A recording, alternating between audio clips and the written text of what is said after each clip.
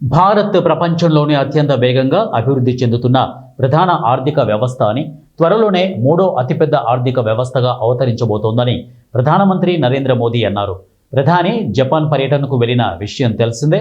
ఈ సందర్భంగా టోక్యోలో India Japan economic ఫోరంలో పాల్గొని ప్రసంగించారు. ప్రపంచమంతా భారత్ పైనే ఆశలు పెట్టుకుందని, విదేశీ కంపెనీలు భారత్లో పెట్టుబడులు పెట్టడం పెరిగిందని అన్నారు.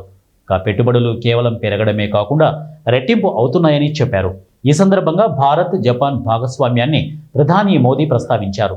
భారత్ అభివృద్ధిలో జపాన్ కీలక భాగస్వామి అని అన్నారు.